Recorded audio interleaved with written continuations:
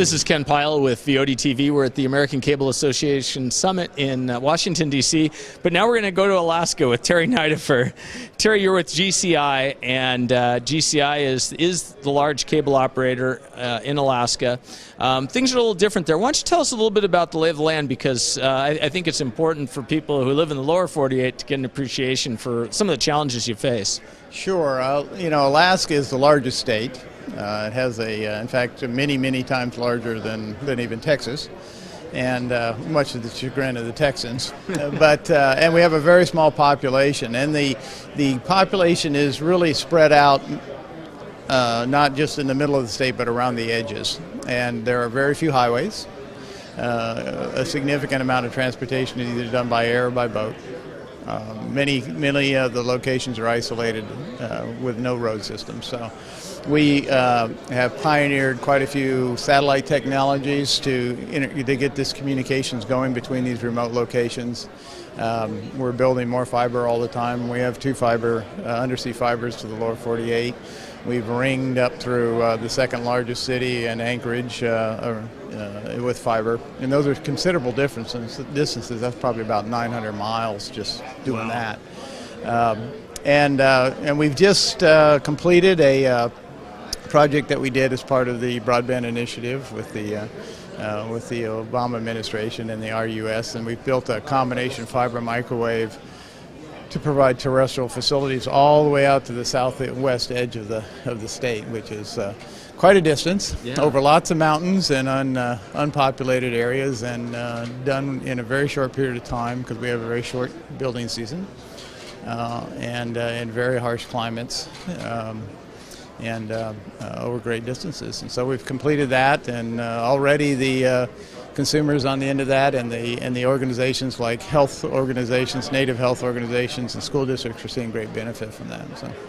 And that sounds like kind of the classic mid-mile type of project, and it sounds like you probably completed it ahead of schedule. Is that right? Absolutely. We actually completed a year ahead of schedule. We're sort of on a 2.5-year program, and we expected to finish it in 2013, and we finished it at the end of 2012, and we finished it at the end of 2011.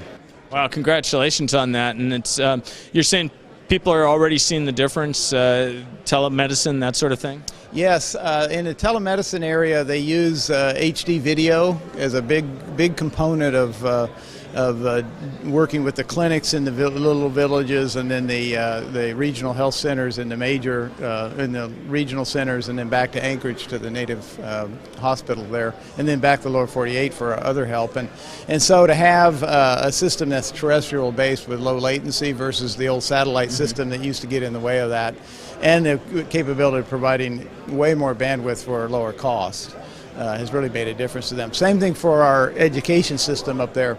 We have schools that will have K through 12 in a village, maybe with 20 students, 25, 30 students, and to support the No Child Left Behind Act and that issue of highly qualified teachers, they use extensive multi-location video conferencing to do the lectures. Okay. So they can have a physics teacher in one location, and then the other 30 locations around that school district can all use that same teacher. And again, going to HD video was hugely important for them. So. Have they started to incorporate then, tablets and that sort of thing? Are they to that point yet? Yeah, they are. The native organizations and the local school districts out there are pretty ambitious on trying to bring new technologies in. So we're seeing tablets, laptops, that kind of thing. In fact, we provide, of the 200 small villages in the state, we provide internet access to the consumer over a fixed wireless solution, which we're going to be upgrading here over the next few years. And so it's pretty important now that they're using tablets and laptops to make sure the consumer can use that to connect back to the school district and that kind of thing too. So they can do their homework assignments. So you're providing already fixed wireless to 200 villages, you say? 126 of the 200. Okay. Yeah. So it's more than 50% you're providing. So you're providing also voice services and cable to all those? Well, no, not cable. that part of it, there is a state system that does some combination of content from multiple networks and then does a little broadcast capability within the villages. Not enough capacity to be able to produce or to provide real heavy cable type of solutions to those locations. Which kind of leads to a question then. Now you've got more bandwidth to these communities. Are you seeing any uptake in video usage, people using YouTube and so forth? Well, we've had experience on going from satellite to terrestrial in other locations. We have Kodiak Island is a big island off the south edge of Alaska, and they were satellite for a long time. We got fiber into there, and we saw the usage double almost immediately. And when we connected up the biggest town, the regional center, Bethel, saw exactly the same thing. Usage went from here up to there immediately. So yeah, there are opportunity for doing more video, for just having a much better experience because of the terrestrial connectivity is been evidenced by that. So. But it's more than just watching YouTube videos, which actually can be very educational themselves. It sounds like a big part of what you're doing is helping telemedicine, helping education as well. Yeah, and the local businesses also.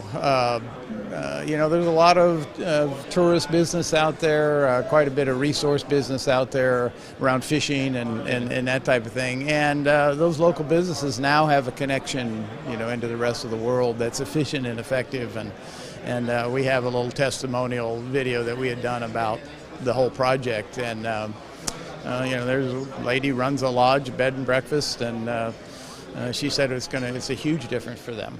Is it because their end customers now can reach the outside world, or? Yeah, right, exactly. They can do all of their business back with the rest of the world, and then they can go capture customers from all over the place now, rather than just maybe through a brochure or a magazine advertisement. So yeah, they can get their message out through video. So exactly. Well, Terry, appreciate you enlightening us a little bit about your state. Okay, well, I appreciate you listening, because we're kind of off there in the distance from everybody else, and sometimes even though we're kind of a big thumb sticking out there, we get forgotten. So well, it's a beautiful state. Yeah. So thank you. Thank you.